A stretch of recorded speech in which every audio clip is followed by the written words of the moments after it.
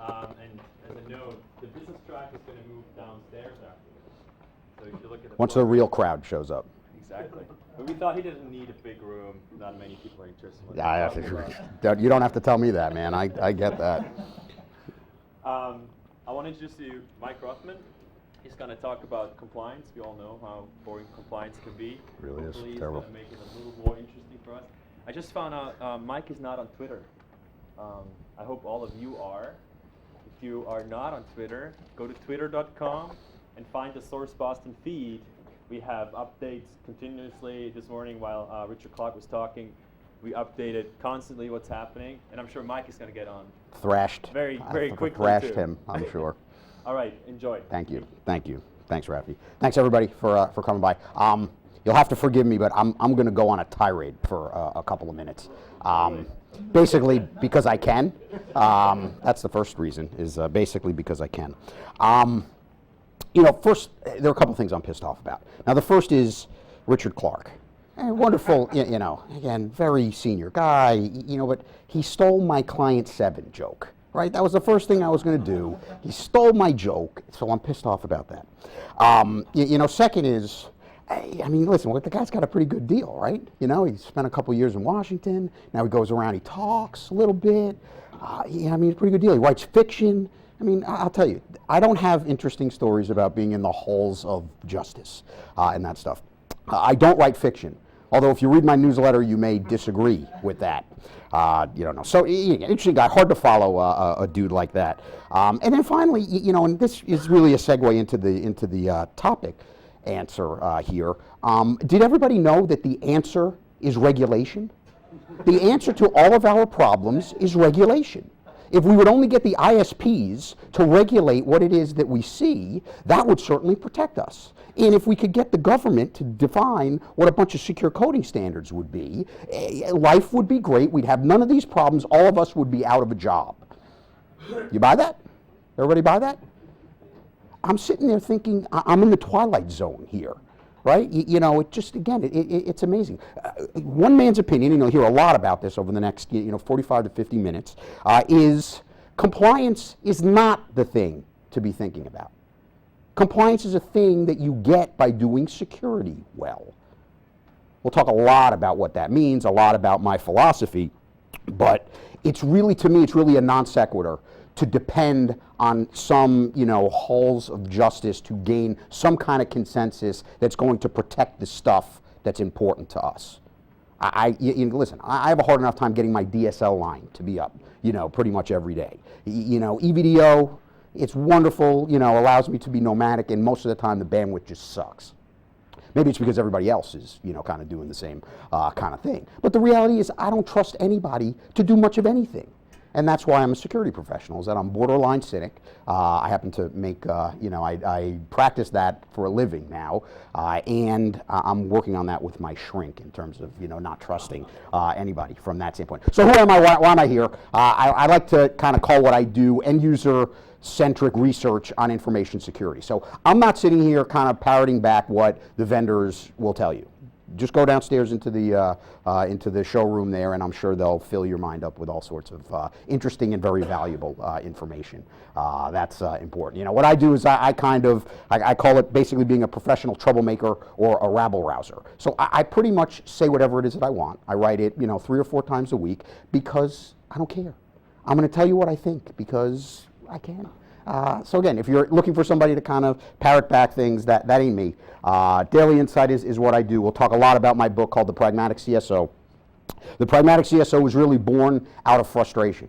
I talk to a lot of security professionals every day, every week, and it's hard. The job of being a security professional is very hard today. It's hard to prove relevance. It's hard to, basically kind of validate what it is that we do for a daily basis. Nobody kind of understands why we're even there. They think we're a cost center, and you know what happens, especially in a kind of challenging economic situation, when people think you're a cost center.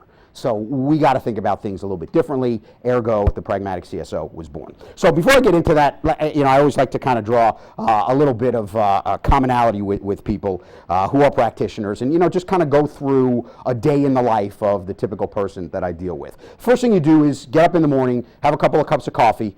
Anybody not drink coffee here? What's the matter with you, I guess, is one question I would have. But we fight fires, right? Because if we're not working, the bad guys are working. And I'll call them guys, even though I'm not being gender specific from that standpoint. They could certainly be gals as well. But they're attacking us all the time. We come in, there are certainly going to be fires to deal with, because they're kind of picking at our stuff every day. So we fight some fires. Some days that takes until 3, 4 o'clock in the afternoon. Other days you don't get all that stuff done. Some days, you're able to fight the fires more effectively. But then you get to sit down with your boss and get reamed for the last audit. Why? Well, because that's what they do, right? The audit findings come in, and the auditors have to prove their worth, so they're going to find something, and when they find something, your boss is going to take you to task for that. That's just the way it works. It's okay. You go and it's your ritual humiliation. It happens anywhere from 1 to 4 times a year. You just kind of grin and bear it and figure, I'll be done with my initiation in, a couple hours, and life will be good after that. Then we'll fight some more fires, because while you were getting reamed, the bad guys were still attacking your stuff, so there's more fires to fight from that standpoint. Then we get to grovel for budget and resources. Did anybody come in at the beginning of this year and your boss said, you're doing such a great job, I'm going to double the amount of money we're spending on security, and I'm going to double your headcount? That happen to anybody? Yeah? No? I've yet to have anybody say. There's always one wise ass in the back of the room, like you, who says, oh, no, that happened to me. Well, it turns out that, this guy, just saying, it really happened to me. I was saying he worked for a college, and his security team went from 1 to 3. So he actually tripled the amount of resources that he had to protect like 50,000 people. And I'm just like, okay, man, that's great. But, a lot of it is just about, and I call it groveling, kind of jokingly, but the reality is it's not much different than that, because until we can actually figure out how to build a real value around what it is that we do, it's very hard to turn around and say this is why we should invest in this stuff. Then we get to clean up after the stupid user. I assume, I know I work for myself. There are probably a couple of other folks that work for themselves, and I still have stupid users. Right? I happen to be the stupid user, but I am certainly stupid, and I do stupid things because I play around with stuff. But if you have employees, they're going to do stupid things. That means you'll spend some time cleaning up after them, regardless of how much time you spend educating them, regardless of how many defenses you put around them. It's always involved in terms of cleaning these folks up. You'll fill out a silly report. Why? Because the CFO needs to see something. Right? He or she sees a line item that says security stuff, or maybe it's compliance stuff, maybe it's something else, but it's not small. So they turn around and say, well, what did we spend on that? Well, here's a little secret, my little present to you guys today. Put together a spreadsheet and generate some graphs with lots of colors on them. The CFOs love graphs with colors. Rafi's going to talk all about, is Friday, or is it Friday? Rafi's going to talk about visualization. That is the key to success as being a security professional. If you can put together graphs with lots of colors and bar charts and a couple of pie charts, the CFO looks and says, oh, great. I mean, they got a lot of stuff to do, like buy other companies and figure out how they're going to reduce headcount 40%. They're not really concerned about what it is you're spending the money on. They just want to know that there's actually, something that you're spending the money on. So graphs.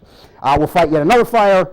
Then we get to learn about the application that is going live tomorrow. That ever happened to anybody? You get a phone call from, the head of development, says, we really need to sit down. Now, how about next Wednesday? No, today. I'm sorry, I'm fighting fires, I'm cleaning up after stupid users, I got to spend some time, doing a silly report. I really don't have time to meet with you. And then they say, well, that's fine, because we're actually releasing an application that's going to go to our 10 million users at 12:01 today. So, kind of tonight. So, you can sit down with me and we can figure out what this thing is doing, or you can basically clean up the nuclear wasteland that's going to result once this thing goes live. And obviously the engineers don't get that it will be a nuclear wasteland, but that's what goes through your mind once you figure that out. And why is that? That's really a symptom of not being involved in the conversation. It's a symptom of not being involved in the conversation. Then, if you're anything like me, you go home and you have a stiff drink. And I'm not sitting here saying, that's the answer to everything, but it certainly works for me. Right? After a tough day, my day is tough, right? Oh God, I sat in Starbucks all day and wrote some stuff. It was horribly terrible. Or you kind of had to deal with travel and dealt with a hostile crowd. I mean, listen, it's not all this analyst work is not all kind of roses here. But again, it's hard. So you go down, you wind down, you have your drink, you're mellowed out, hopefully you kind of have spent some good time with the people that matter to you, and then you end up going to bed, but in the back of your mind, there's always that thought, I hope the beeper doesn't go off at 3 a.m. And 3 a.m. is just kind of like that universal time. Why don't the bad guys attack at 10 a.m.? Why don't they launch their big attack after you've kind of had time to go in, fight a couple of the fires, amazingly enough, right about the time you're going to get reamed, which is usually scheduled for about 10 o'clock. It would be wonderful if they launched the attack and then I could, deal with it then. But no, those guys, they have to do it at 3 a.m., so you have to get up in the middle of the night. You have to go and clean up the mess. And is it any wonder that most of the security professionals that I deal with tend to be pretty freaking grumpy? It's a hard job. It's funny, I actually gave a version of this pitch in Europe today, and I was horrified because I put this slide up, and I'm like, do these people even know who Grumpy is? But I said, do you guys know who Grumpy is? And they said, yeah, we, it's Europe. It's not, third world country. It's not, so. Sorry, Rafi. And yeah, Euro Disney, they have, all right, cool. So I mean, it's hard, right? Being a security professional is hard from that standpoint. Now here, this is how security professionals tend to view audits. Like a 15-round fight or a root canal, or use whatever, fancy analogy you have. But historically, it's been very, very acrimonious. Very difficult situation. Why? Because security folks are on all the time. Right? We don't get to take breaks. The bad guys don't get to take breaks. It's kind of this whole mentality of good versus evil. Well, anybody that's telling you you're kind of not doing stuff exactly correct, well, that's the evil side of the coin. And the coin only has two faces, right? So you're either with me or you're against me. And in most cases, a lot of the security people have historically kind of said the auditors are against them. And that, again, is a very challenging way to go through the day. It's a very challenging way to go through the day. Again, I talk to a lot of these folks, and it's actually funny because you speak to both sides, and I've done a lot of pitches for auditors too, and it's amazing to get their perspective on it. But most of the security folks sit there and say, the auditors just don't get it. I sit there and I walk them through what I'm doing, and they just don't understand where I'm coming from. They don't understand why I'm doing these things. They just don't understand, and I just don't have the time to teach them. So I fight with them, I bury them in all sorts of, kind of documentation. Hey, how are you? Here's the log files for the last 10 years. Have fun, Mr. or Ms. Auditor, at $300 an hour, or whatever it is that you're paying the external guys to be in there. So it's hard. It's always been hard to deal with the auditors from that standpoint. Real question, why can't we all get along? I'm a big fan of Kumbaya. Right? If anybody knew me back when I had a marketing job, I was the anti-Kumbaya guy. I really was. It was all about me, I win, you lose, very type A, very unbridled, aggressive type stuff. It's a new mic. It's a new mic. Imagine what I used to be like if this is the Kumbaya mic. So get it from that standpoint. So before we kind of jump into, kind of an approach that I think is indicative of the way security should be done, I always like to take a step back and talk about the reasons to secure. And to me, this is what it's all about. This is why we do security. Your job is to protect the assets of the organization and ensure business can operate. I did not say configure the firewalls. I didn't say make sure we're patching within, kind of a window of 4 hours. I certainly didn't say, kind of ensure that we're encrypted with full disk encryption on every laptop that goes out there. You know what? Your CEO doesn't care about those things. Your CEO cares about two things that are up there, that the assets of your organization are protected and that your business can operate. So I broke that into 5 different kind of imperatives. And I think those imperatives are actually kind of important because I've looked at this problem from a prism of maybe 100 different ways, and they all come back to these 5 things. Maintain business system availability. I didn't say network availability. I didn't say data center availability. I didn't say even application availability. I said business systems, because business systems are actually indicative of automated business processes. So that's the way you have to think about things, not from the standpoint of, hey, my router is down, I'm hosed. Well, you know what? Through the wonders of IP, which was basically architected in the 70s and is still pretty relevant today, you can sort of route around some of those problems. But your system that ships stuff to your customers goes down, that's a bad day. That's a bad day. So you got to make sure the business systems are up and running. Protect intellectual property. It's funny, as I've kind of gone through this business over 15 years, there were varying levels where this was an issue for some organizations. Nowadays, I feel very comfortable saying, I don't care what business you're in, I don't care who you work for, most, if not all, of the important stuff that you have from an intellectual property standpoint is digitized. So what does that mean? It means somebody can basically drag it onto an iPod. iPod's wonderful, man. How else do you burn up a 12-hour flight somewhere without having, your wonderful, music with you, right? Unfortunately, with an 80 gig drive, you can do a lot of damage. Your whole customer database probably isn't 80 gigs. So again, just totally changes the whole mentality of how we have to protect that intellectual property. We can drag that not just to an iPod, but pop it into email and send it anywhere. Again, hey, I wanted to do some work at home, so I sent that spreadsheet to my Gmail account. It happens every single day. We got to protect the intellectual property. Limit corporate liability. I spent some time in the anti-spam business, so that was a no-brainer, right? Somebody would get a message that, kind of made people squeamish, and 2 days later, the lawyer letter would show up. Hostile work environment. There was no easier way to overcome any barriers to sale than a lawyer letter saying hostile work environment. They don't care what it costs. They got to fix the problem. Got to limit the corporate liability. Safeguard the corporate brand. Anybody work for TJX here? I'm in Boston, so I will ask the question. Anybody? No? Good. Let's make fun of them. Anybody sell products to TJX? Then you'll get pissed off if I make fun of them. Again, I feel for the outgoing CEO. Notice I said outgoing CEO of TJX because this guy had to get on national TV and basically say, I'm a schmuck. Sorry, I'm a schmuck. I lost your data. I feel bad. Oh, by the way, my margins are like 2%, so I'm not even going to give you credit monitoring until there was like a total, kind of conniption from everybody. So they said, okay, I'll give you some, credit monitoring. But the reality is, it's been problematic, right? That brand issue is really an issue. What about, kind of anybody from the UK here? I just may as well ask, try to get a feel for everybody here. The government there lost information about pretty much every citizen. Not once, twice, in the space of about a week. Right? So, this stuff is happening every day. It impacts how people view whatever organization you're in. It really does. And then finally, we have to ensure compliance, and if only just to get the rubber stamp, because if we don't get that rubber stamp, the auditors can certainly make life miserable for us. Now, let's talk a little bit about confusion. We've been through, how many folks have been in this business for, more than 10 years? Almost everybody. That's outstanding. So you've been through this movie. You've seen all this stuff. You've seen the patterns before. First, it was HIPAA, right? Talk about an empty suit. That one is. Remember? Everybody was, bedlam, HIPAA. Oh, my God, HIPAA. What happened? I think there's been a total of 5 enforcement actions in HIPAA in like 10 years. I mean, what happened? Then we had Sarbanes-Oxley. What does that even mean? We have to have strong financial controls. Well, I mean, how do you know they're strong? Well, you'll know it when you see it. Okay, that one's pretty easy to, kind of get my arms around what that means. Now we have PCI.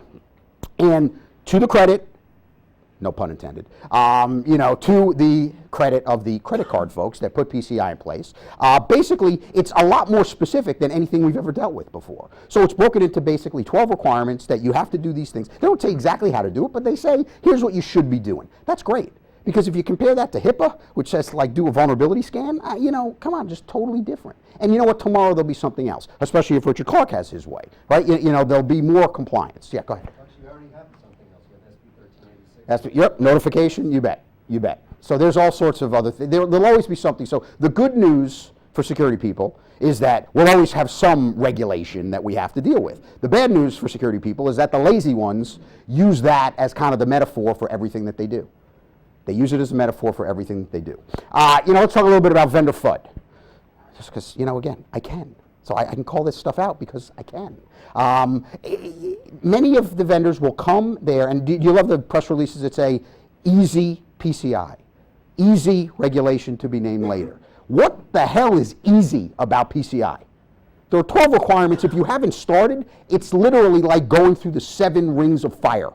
If you have not started, if you have your security in decent place, well, then it's probably not too bad. But easy, no, there's nothing easy about it. And again, not so much from an easy standpoint. What does compliance mean? Well, here, I have a couple of things. Compliance is arbitrary, nebulous in the eyes of the examiner, and this is a great one, right? So you do all this work, it's basically your life's work for, certainly a year, and the auditor shows up and has a different opinion about what secure applications mean than you do. Guess who's the schmuck after that, report of findings comes up? It ain't the auditor. Nebulous, totally subjective, big problems. Not really enforced, but the good news is, if you work for a public company, your board knows all about compliance because they've had the outside counsel, not at $300 an hour that the external auditors kind of charge you, but at $800 or $900 an hour to do an assessment of how at risk the board of directors is to things like Sarbanes-Oxley. Because they all saw the perp walk, they all get their Christmas cards from Bernie Ebers and Dennis Kozlowski, because again, those guys don't have a lot to do, so they send a lot of Christmas cards. From that standpoint, and they don't want to end up like that. Compliance is not something you buy. You don't go down to Best Buy, maybe get a picture frame or something like that, as Richard Clark said. You don't go down to Best Buy and say, I'll buy a compliance. Can you pop it into the back of my Expedition? It's big. Just put the pallet right into the Expedition. No, you don't buy it. It's not something you finish. Anybody not roll out anything new this year? Your business has been totally static. You have not done anything new. You haven't fired anybody. You haven't hired anybody. You haven't rolled out anything. You haven't brought on any new customers. You haven't shipped one thing. Anybody that? Yeah? Then maybe you could be finished with compliance. But once you add that one employee, all hell breaks loose. It's a dynamic world. We certainly are never finished. And it's also not something you can ignore. So 2 schools of thought. One is, and I hear this all the time, so I'll sit down with somebody and say, well, what are your big projects for this year? PCI. What does that mean? I'm going to get PCI compliant. Well, how do you do that? Well, there are 12 requirements, and they start explaining PCI to me. I mean, that's a riot when I sit down and that stuff happens. Again, because these people really think that if they sit here and say, my big goal in life this year is to get PCI compliant, that is going to help them be secure. I'm tipping my hand already.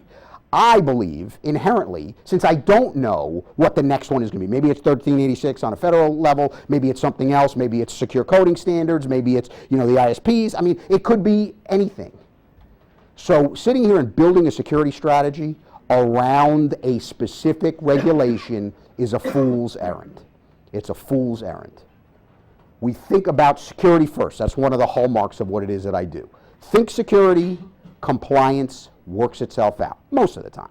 Again, you'll get a difficult auditor, you'll get all sorts of different issues, you maybe have a breach, God forbid, but it does happen to some folks. And then you kind of clean up the mess from that perspective. But the reality is, if you think security, if you do security well, then I believe compliance does fall into place. That being said, how many folks have line items that say compliance? Anybody have line items? Anybody awake? Yeah, a couple. More coffee in the back. So this is kind of where some people get confused about what I say. Well, you say, you hate compliance, yet you say, go get a compliance, go loot the compliance money. Well, hey, if you guys have money in compliance, loot it, take it, figure it out. If there's still a line item that says, I'm going to spend money on compliance, shame on you if you don't figure out how to use that for the things that you think are important to your security posture. Again, different kind of mentality. There's the mentality of getting things paid for, and then there's the mentality of doing things. I think from a doing things standpoint, we think about security. I think from a paying funding standpoint, we do whatever's necessary. If that means we can actually get it done via looting the compliance budget, hey, bully for you. That's outstanding. Yes. $4,300 a night, I guess. I don't know. That was a total non sequitur, but I'm still so shocked by that number. I have to say that. It was impressive. So, Pragmatic CSO, a simple, focused, and achievable program to put you back in control of your security program. So what is the Pragmatic CSO? And then I'll kind of go through the methodology. Well, I know it's shocking to hear, but I've named the main character of the book Mike. I know, it's hard. I know you're all shocked that a megalomaniac like me would name a character in his book after himself.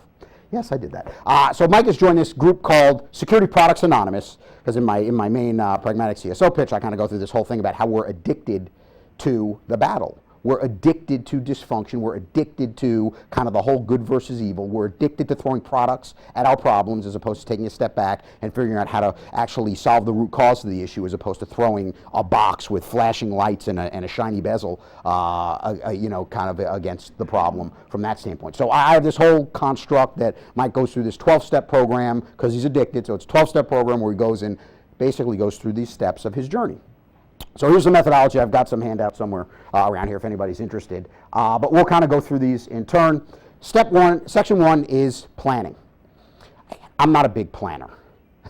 I know you're all shocked to hear that. I would much rather do than plan, but you know that old adage, if you fail to plan, you plan to fail, blah, blah, blah, blah. So what does that mean to me? You know, where am I going to spend my time planning? Well, I'm going to do a couple things. First thing I'm going to do is sit down with my executives, and that is step one.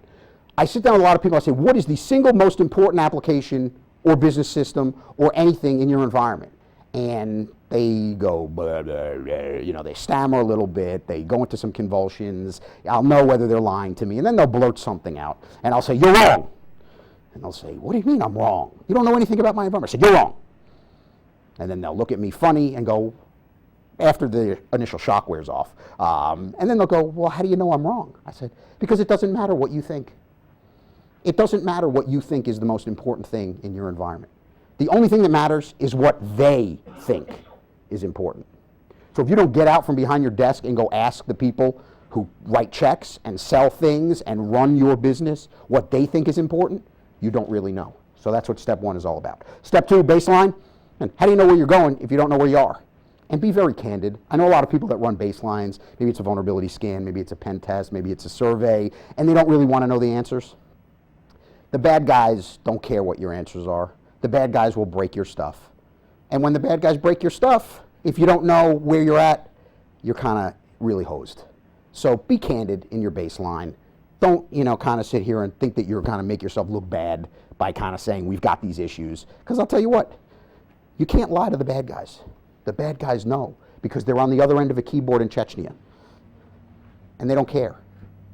They don't care. Manage expectations. That is the single thing that security professionals screw up most often. We like to say yes, and when somebody says, we're going to cut your budget 25%, and you know you can't replace those two professionals that went to go do something else, and you go, no problem. No problem? Anybody get through their list every day? Yeah? Everybody? So when they say we're reducing your resources, most people's conditioned response is to say, okay, sir, thank you, may I have another? And then they go and bitch to their wife or yell at the dog or, you know, kind of drown their sorrows with a, you know, honey latte or whatever the latest thing from Starbucks is from that standpoint. But, you know, the right answer, after you go through the baseline, after you figure out what's important, is to sit and say, here's where we're at. Here are the two gaping holes that somebody could literally drive a Mack truck through. We've got a choice. We could fix them, and here's what it's going to cost, or we could ignore it, and here's what's going to happen. But if you don't say that first, you got no leg to stand on when somebody drives a Mack truck through your thing. You got no leg to stand on. Oh, by the way, you probably don't have a leg to stand on anyway, because, you know, if the thing goes down, guess who's going to get, you know, thrown out of the car at a high rate of speed? You or the CEO or the CIO? I know the answer to that, and you probably do also. But at least you feel better that you've made the point that we're at risk, here's what we have to do. So that's all about managing expectations. Then we build a pragmatic security environment. First thing is a security business plan. Again, didn't say detailed design, didn't say architecture, didn't say shopping list, said business plan. Security people don't view their operation as a business. We don't have milestones, we don't set expectations, we don't have accountabilities to say, this is what we're going to do, this is my plan, this is what I'm going to spend, and this is why I'm going to do it. So the first thing we do is build a business plan. Why are we protecting the stuff? Go back to the reasons to secure and use examples from your stuff. We're trying to protect our own intellectual property. Well, what kind of intellectual property? And go and use, you know, examples from your own world. That's how we do that. Then, you know, we kind of break that down into what it looks like to get a couple of different layers of levels of security. One is security where you feel pretty good about the fact that you're in decent shape. Then you've got kind of the other extreme, which is, well, if I can't do this stuff, I'm kind of praying every day that my number doesn't go up, right? You know, my number doesn't come up. I'm not going to get hosed. I'm not going to have that big data breach in the sky. I'm not going to be, you know, that poor dude from Ohio University. You may remember that one. I actually met that guy, the guy, right? I was in Columbus, and, you know, I sit down with a meeting. I had no idea who this guy was. And he says, oh, so what's your background? I said, oh, I'm working for this company. And I said, oh, where were you before that? He goes, oh, you know, a little place called Ohio University. You may remember that? These were the guys that basically lost all of their students' information, not once, but twice within like a 2-month period. Like, you know, alumni were just ravenous. Pulled big, you know, donations, endowments. I mean, it was a real mess. And I met the guy. right? The guy got thrown under the bus because the CIO, who wouldn't take the action that the security guy was telling him to do, got thrown under the bus. So I felt good that this guy actually found another job and was able to, kind of move on. But it's very instructive from that standpoint.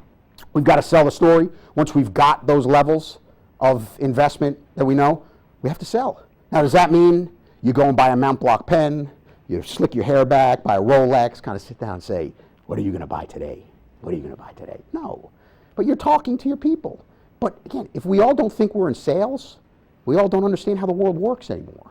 We've got to sell something. We're selling the idea to our developers that they should be thinking about things securely. We're selling to our network guys why it would be a very bad idea to deploy WEP for 1,000 retail stores. We're selling the data center guys on what this new virtualization means from a security standpoint. And if you have the answer to that, please tell me. I have no idea what it means, but Chris does.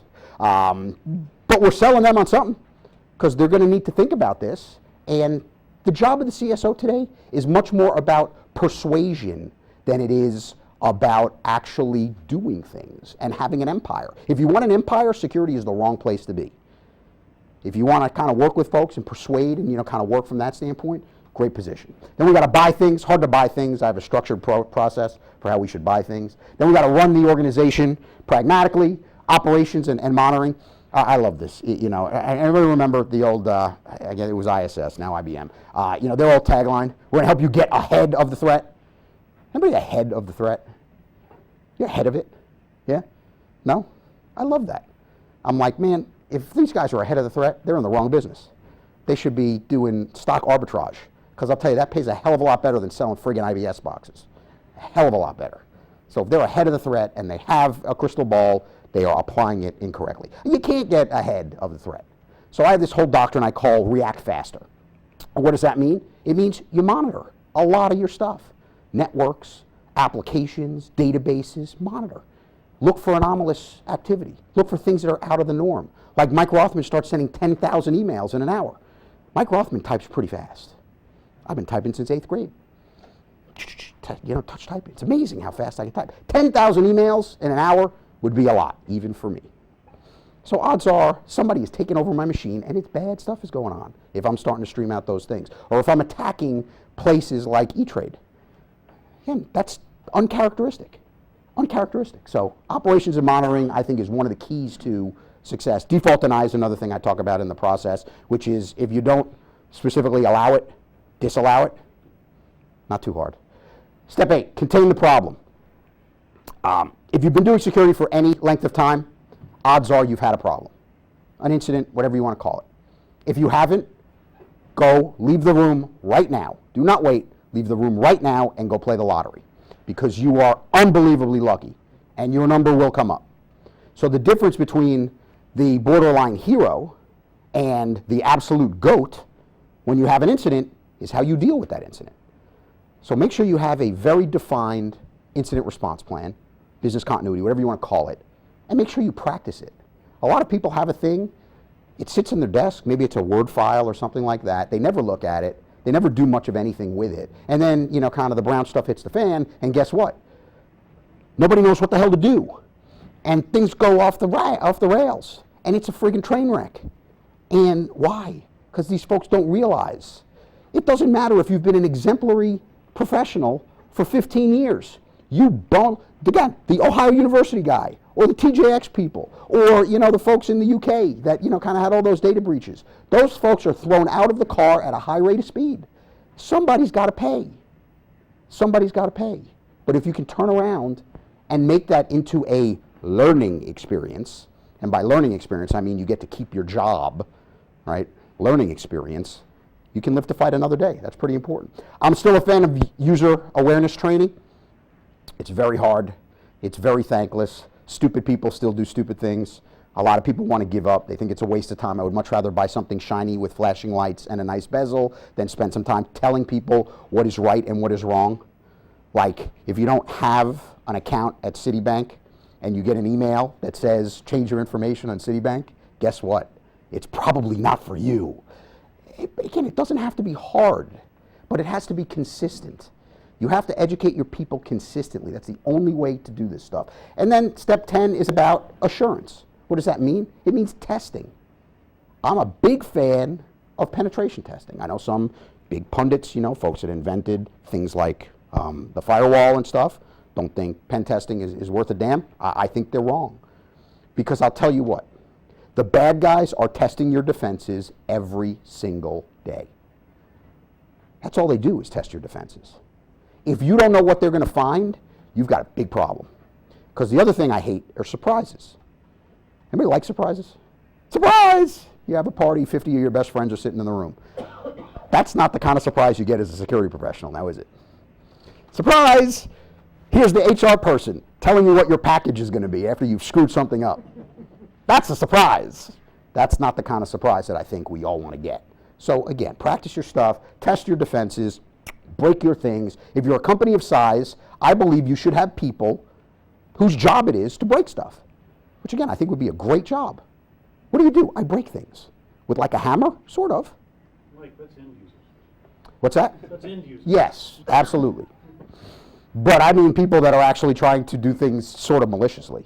End users, and this is funny because, right, how many folks use outbound spam filtering? So you're actually looking at things that go out. A couple? The rest of you are numbed into submission. That actually happens. About 35 minutes in, people are just like, make it stop, make it stop. This is like from college. I just, if I throw up, it'll be great. It'll be great. So from that standpoint, when you get to the point where you have folks that are actually maliciously trying to replicate what the bad guys are going to do, you learn a whole lot of stuff. A whole lot of stuff. And I think that's very important because you're going to roll these things out into the world and the bad guys are going to do these things and maybe they're automated, maybe they're not automated, but if you don't know what they're going to find, you are not prepared to deal with anything.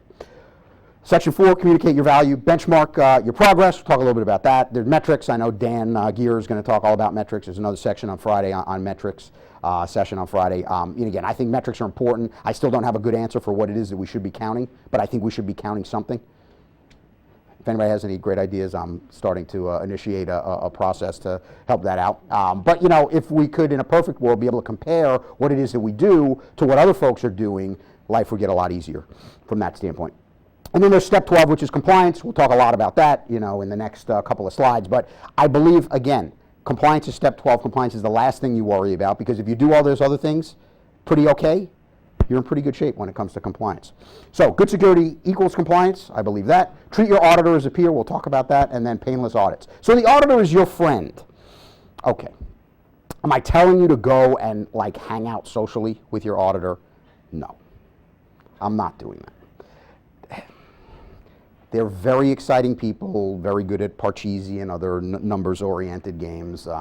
They could certainly, if you need to figure out how much to tip the person at dinner, auditors are wonderful companions from that standpoint. I'm just kind of being a little facetious from that standpoint. But the reality is, the auditor can make your life miserable. If you are acrimonious with the auditor, the findings will reflect that, and you will end up spending more than your share of time getting reamed about the audit findings. Treat them as peers. Treat them with respect. Oh, by the way, here's another thing about auditors that you may not know. They probably know more than you. What? Auditors know more than me? I know everything. Well, here's what you don't do. Some of you may do this. Most of you don't spend a week or two in a different environment every week or two. These folks see an awful lot of stuff. They see stuff, and they see train wrecks that you are so glad is not you. It's unbelievable. You can actually learn from these folks. Learn from these folks. The auditor's goal is the same as yours. A lot of people think they're here to make me look bad. No. They're there to make sure that your information is protected. We're on the same team. Again, you could either look at it as a positive type of situation where you can learn from them, or it's a negative kind of situation where they're trying to make me look bad. Choice is yours. The pragmatic auditor, show them that you're in control, provide an overview of the process. Again, that's what these folks want. I don't know any, well, okay, I do know some auditors that want to do this, but most auditors don't want to sit and wade through your log files. They just don't. What they want to know is that you're in control. They want to know that there's a program in place, we're working this, we have accountabilities, we have serious action happening in our security program. And then you prove it to them. You show them a couple things. You talk to them about what it is that you're doing. You show them the entirety of your program. Maybe you talk a little bit about an incident that you had. What? Tell the auditor we had an incident? They're going to think we're nincompoops. No. By the way, if they look through all your logs, they know you've had an incident. Go ahead, yeah. I think it really depends on the auditor, because I've had audits from hell where they come in You and bet. they actually ask me to email my firewall logs and all my firewall configurations. Outside of the organization? Yeah. Yeah. Or you just get, I spent several years at a pension fund, and it was always the same thing, experienced auditor and 3 rookies for training. They come in and run ISS scanner and hand you the report and never even Yep. fix the problem that we're in. Yep. So there's this concept I have that I call the credibility bank, right? So everybody comes in and basically you have no credibility. And then when you kind of do things and you basically do what you say you're going to do and show a history of, kind of doing that and having a modicum of success, you get to deposit in the credibility bank. And when to the degree that you actually have, some assets in the credibility bank, you can go to your boss and say, you understand these auditors are nincompoops? And, I know the one guy that we pay $400 an hour to is worth it, and the other guys that we pay $300 an hour to is not. But if you don't have credibility, you don't get to have that kind of conversation. And again, part of the process, again, this is an optimal process, right? Part of being a security professional is adapting to whatever situation is in front of you. And the reality is you're going to get some folks, and we'll talk about in the next slide, which is all about documentation, that actually want to go through your firewall logs. What are they possibly going to learn? It said it in the audit checkbook, right? That's the other thing about auditors. If you need somebody to make you a list with nice little check boxes next to it that you can just check, wonderful. Absolutely wonderful people. Wonderful people. Run them through an incident post-mortem, show appropriate documentation. What does that actually mean? Again, there are some auditors that want to see that level of detail. Guess what? They're not going to settle for, why do you want to see that? Give it to them. It takes the discussion in a totally different path. It's a waste of your time. Buy a roll of Tums and expense it to your company. Seriously. And they'll say, well, what are the Tums for? Those nincompoop auditors that made me sit and walk through the firewall logs for a week and a half while I should have been doing other things. It's all part of the game. But as you're able to make that case, as you're able to build credibility within your organization, you get to start. It's amazing how senior auditors realize when they're dealing with somebody on the other side that's been through a number of different audit processes, how their whole demeanor changes. You're either running the audit or they're running the audit. If you go in there and kind of say, this is kind of what we want to show you, our program, and kind of what it is that we do in our control sets, and substantiate that we've got these things, and we've had a mistake, and here's the things we did to make sure that that mistake doesn't happen again, what can they say? I want to look at your firewall logs. Well, that's great. I have work to do. Because I've showed you exactly what I do and why I do it, so then you can actually kind of get to being more productive and let them bill your company at however many hundreds of dollars an hour they're going to do that. The reality is you have to come prepared to the audit. So again, you don't know who's going to be the other person. You don't know. So you have to have all this documentation in place. How to get started? Again, pragmaticCSO.com. Summary, security first. Compliance can be a funding source. Again, if the money's there, go get the money.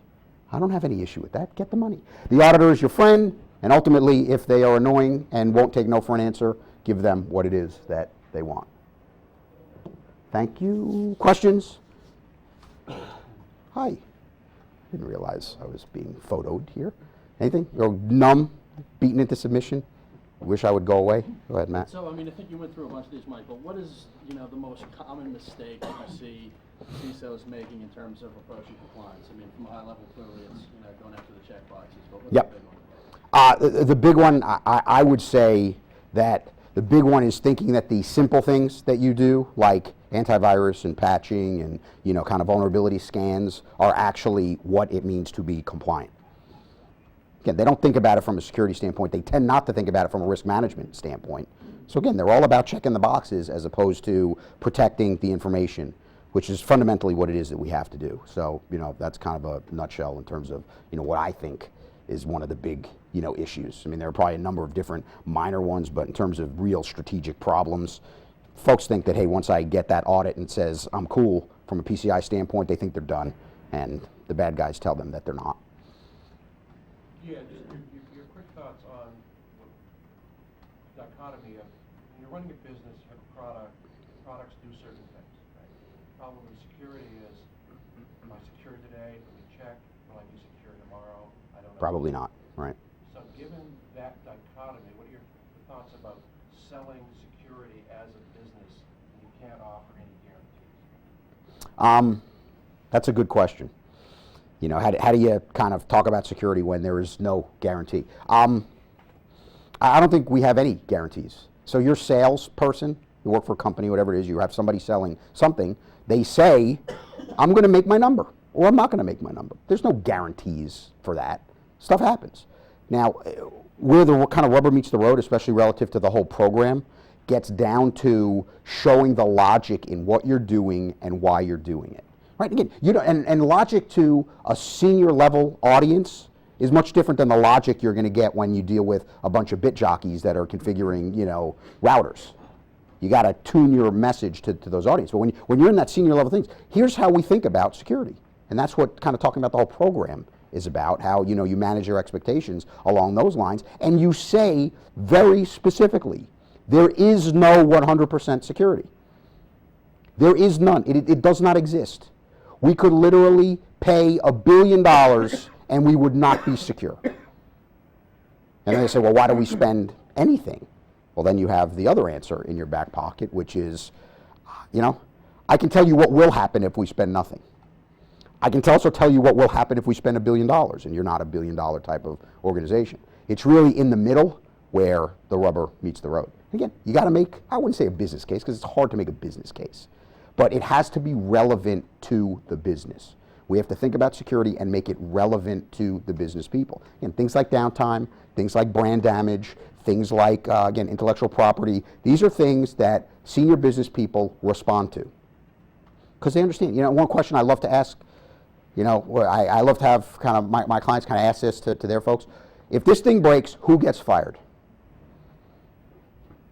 That's a very simple way to distill how important that thing is. Logistics system goes down, who gets fired? If you're talking to the COO, he says, me. And you say, I would assume that's pretty important to you. And he or she will say, yes. Great. You know, here, Matt, one more thing. The biggest mistake, another big mistake that people make, is they treat security equally. So they treat everything that they do equally. That means for the old 3270 terminal emulation application that, you know, 5 users are, you know, beating on every day, they put the same level of angst, put the same level of cycles behind that as they do against the online application where every single one of their customers is getting their information every day. Security folks don't know how to kind of say, that's not that important. So what's the worst thing that can happen if, you know, the 3270 terminal application gets hosed, right? Whereas it's pretty clear what would happen if that very important application that every customer goes through gets hosed. So that's another huge error that people make. You really have to, again, that's what step one is all about. What is important, who's going to get fired, and then you can figure out where you should spend your money. Because guess what, when I talked about building that business plan, you've got a couple of different scenarios in there. One is, hey, I feel good about my ability to do my job. The other is, man, this thing is an accident waiting to happen. If I only get this level of funding, I should probably dust off my resume. And then there's somewhere in the middle, which is reality. But part of the whole process is managing expectations to say, if you give me only this amount, I can't do this other stuff. So here are a couple of things that may happen. Not Chicken Little time, but being honest. Because if you don't communicate that, when it does happen, again, you're thrown out of the car at a high rate of speed. And unless you have a leather suit on and a helmet, it hurts a lot. Other questions, comments? Yeah, out in the back. One of the things I've seen debated recently is what happens in the next economic downturn. So The next? You mean after the one that we're in now? the one that's getting going now, for example, there's been some debate about, some people think that things like PCI and SOX will give security programs more resistance to budget cuts. Some people think it has no effect, and they'll be cut just as much as they were in the last week. So the question is, what happens in an economic downturn? Nobody wins in an economic downturn, right? Actually, and I would very strongly dispute the fact that security budgets are protected, right? They're protected in a downturn. I'll tell you what, you know what's protected? The application that's going to help you sell a lot more stuff to your customers. That is protected. You have people that are forward-thinking CEOs that say, I'm actually going to invest through this downturn, they're not investing in security. They're investing in things that are going to help transform their business when the economy does start peaking back up, and it always does. It's cyclical. They want to be in a better position to be able to sell more stuff to their customers. I believe security, and it's funny, I haven't heard any of this stuff. I talked to a lot of people in the field. I talked to a lot of people kind of in the customers, and they'd say, oh, budgets are solid, budgets are solid, budgets are solid until March 25th. Because that's when the salespeople that work for the vendors go to the customers and say, I need this order by the 31st. No problem. And then the 26th. No problem. Then the 27th. No problem. Then the 28th. There may be a problem. And then you get to the 31st, we're screwed. Because they don't, until you don't get the money, you don't know that you're not going to get the money. So, one man's opinion, and I've been wrong, it has happened. My wife will be happy to list chapter and verse all the times I've been wrong, just in the last day. A lot of people are saying, security's protected. I don't buy it. I think, security is going to be shown to be just as exposed to what is an economic downturn, regardless of what the administration is saying here in the United States. What is an economic downturn? I think security is not insulated. Other questions, comments? Yeah, go ahead. Yeah, you mentioned about the importance of knowing which system and what's on it and how important that is. How are the technical security people supposed to get that information? I'm a sysadmin and it's just an FTP server. I don't know necessarily the significance of that in the organization. So is your question, how do I interface, or how do I work with? Out of the business units about the importance of information. I've seen a lot of places where they don't know. They do some sort of classification of information. That is the single, that to me, everybody wants to talk about DLP and everyone wants to talk about all these things that are so important. The reality is, the thing that's really the headwind in DLP today is the organization. It's not a technology thing, right? I mean, these things have been around for 5-6 years. They actually sort of work, depending on what you want to do. It's the organizational issues that kind of make it very political in terms of what it is that you do, right? So let me paint an example for you. A rainmaker in your organization has a habit for YouPorn. It could be anything, right? But they tend to close $3 to $4 million deals every 1 or 2 months, and you know what? They don't see a problem with doing that stuff at work. They don't see a problem with sending emails around to all their buddies because, hey, I saw this thing and it's real interesting. They don't have a problem with that. Well, I'll tell you, the security guy will say, that is unacceptable. I want to hang that dude in the middle of the public square. CIO may even say that too. The guy who has to make his numbers at the end of March and is waiting on that $4 or $5 million deal so that your stock doesn't go, poof, they have a little bit of a different opinion about that. So again, a lot of this stuff is wonderful in concept. A lot of it is very hard to do because we have people, we have politics, and we have process that has to enable a lot of these things. So getting back to your question, it was a roundabout way of saying, in many cases, the businesses don't want to know. They don't want to know what their people do. They don't want to know where the data is. They don't want to know. Because if they know, they have to do something about it. So they enforce plausible deniability. And again, all you can do is make the point. All you can do is make the point. You cannot make them tell you where the data is. You cannot hold an anvil over their head and say, you're going to be in trouble if you don't do this, and do a Wile E. Coyote and drop the thing on their head and they walk around, real small. Can't do it. All you can do is make the point and ask the questions. And if systematically your organization decides to not deal with those things, well, maybe it's time to go find another organization where, kind of information, privacy, and protection is more important. Because I can tell you how that ends up. We all know how that ends up. I think we're about done, yeah? I think so, unless there's one last question, and you're going to answer it quickly. Which is very easy for me. Thank you very much, Mike. Thank you, guys. If anybody wants a data sheet, I have them up here. Kind of shows the process. You can hang it in your wall, throw darts at it. It's a lot of fun. If you don't mind, Makes a great party favor. fill out an evaluation form. They're important for us to know who we're going to invite again next year and who's not going to speak anymore. So again, in here,